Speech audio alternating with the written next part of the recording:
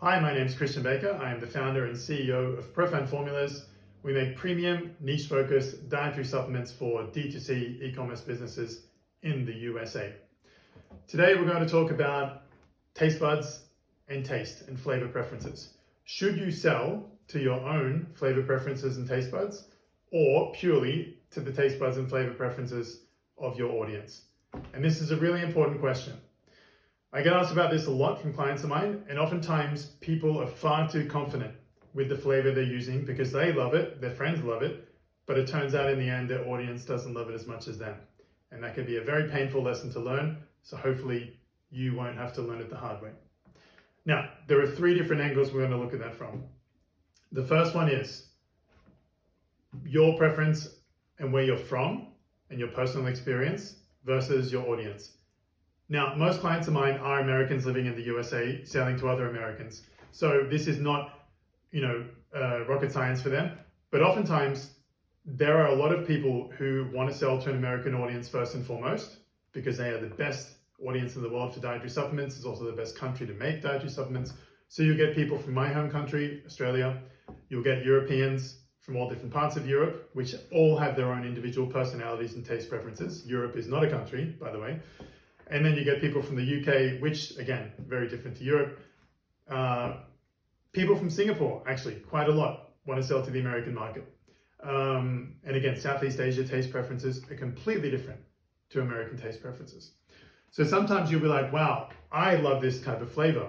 I bet the Americans will love it too. And it turns out, no, you're horribly wrong and it's a terrible idea. So it's important for you, if you're not quite sure about your target audience, go to the US and do what they do. Like, it sounds obvious, but it's incredible how many people don't do that. So go there, fly there, shop in the stores they shop in, eat the things they eat, drink the things they drink.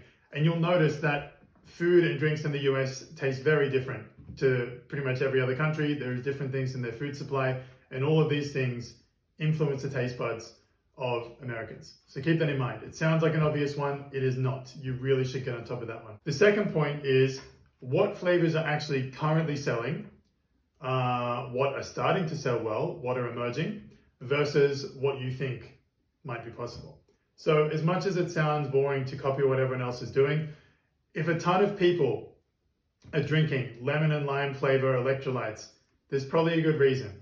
And you go in there and try to launch some, yuzu Japanese plum with a bin of lavender and chamomile infusion on top with a cherry because you saw it at some hipster cafe. I don't know if that's going to sell as well to your audience.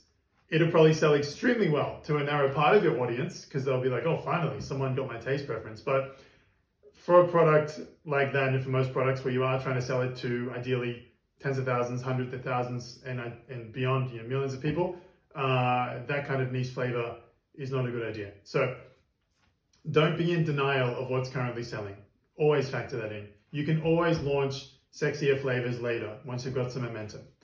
But in addition to what is selling the most, think about what is selling well that is perhaps more recent. So if 70% of the market is lemon and lime flavor, but then there is an emerging 20% of, say, strawberry or orange or whatever, perhaps you can double down on that and you're getting in kind of early in the trend. So you've got some confidence because clearly people are buying it, but it's not as big as the other one, and you might get in early and get lucky. But it is a risk still, so I still recommend launching broader and then going more narrow with time. And third and finally, is there flavor ideas that are working in other industries with other products that you can perhaps bring to your product?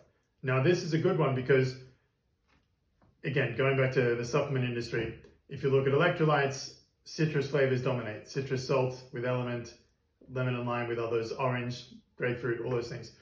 But what if there was some kind of sexy tea that everyone's buying, some ready to drink thing, or some kind of tea or coffee or other drink that's selling in a chain of famous cafes, for example. Some kind of emerging flavor which is clearly got strong momentum and is doing well and not going anywhere, but it hasn't yet been recognized in the product category you're selling. And for this example, we're talking about electrolytes.